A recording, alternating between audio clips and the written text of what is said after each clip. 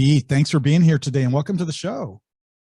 Bob, thanks so much for having me. I've been excited about this because you and I know each other pretty well. We are both audiophiles and podcast hosts and stuff like that. And we've connected every now and then. In fact, I was on your podcast, NARPM Radio, just earlier this week. But I always like to start our show by having our guests introduce themselves. And if you could tell us a bit about yourself and your company and kick us off with that, that'd be great. You got it. So my name is Pete Neubig, and I'm originally from New York City, but I live in the great state of Texas now. So you and I share a common story. I was an IT guy. Yeah. So I was you're in technology, and I was an IT guy for 25 years. And Wow. I left IT and I started my own property management company. But I didn't really know that there was a property. I didn't know about NARPM, and I didn't know that there was actually an industry. My business partner and I started buying a bunch of houses. We needed to manage them. We didn't know that there was an industry that did this, so we kind of managed them. Next thing you know, people asked us to manage their properties, and that's how we got into the business. I started Empire Industries Property Management in 2012, sold it in 2019 to Mind Management.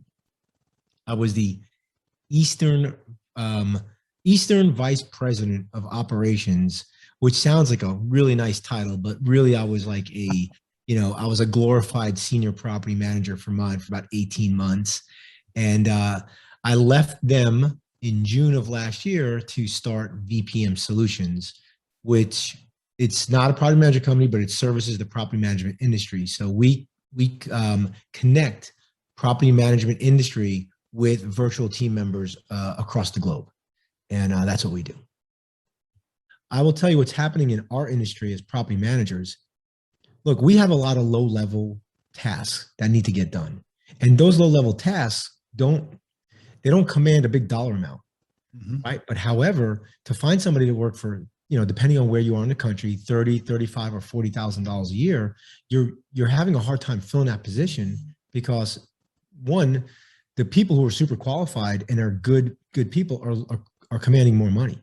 And the people who are not qualified, they typically have external problems that bring into your company, right? They can't pay the rent, or they got baby mama drama, or they're just not appreciative of the work, right? So they were in there 1 week, they work for you, and then they come out and they say they want to raise. So I don't know why there's a big quit going on, but I know why we're having a harder time to fill the positions that we used to fill pretty easily 5-10 years ago in this industry. Yeah. And, property management, to your point, is no exception, right? We hired a couple people recently, and I can tell you that, in a couple of cases, it didn't really work out. And it felt like the tail was trying to wag the dog constantly, and it got super annoying. And there was this sort of attitude like, well, you need me more than more than I need you. So I'm going to stick it to the man the best I can. And that just did not fly in our company culture, with those people who came in with that attitude. And if you let that poison into your company, you Yes. don't do anything about it, right? It's like, I talk about like it's a vat of water, and it's good, clean water, and I sip from the water, but then I get this little poison in there. Hey, Bob, it's just a little bit of poison. Drink this water. And the poison, it contaminates the whole barrel, not just a piece. And the saying of the one bad apple spoils the bunch, it's so true. I actually early on had a terrible employee that I did not get rid of, and my really good employee left. Yeah. And that's what happens. The good people leave if you don't do anything about it. So right there, tidbit number one in this podcast is if you have a bad team member, you need to get rid of them before your good team members leave.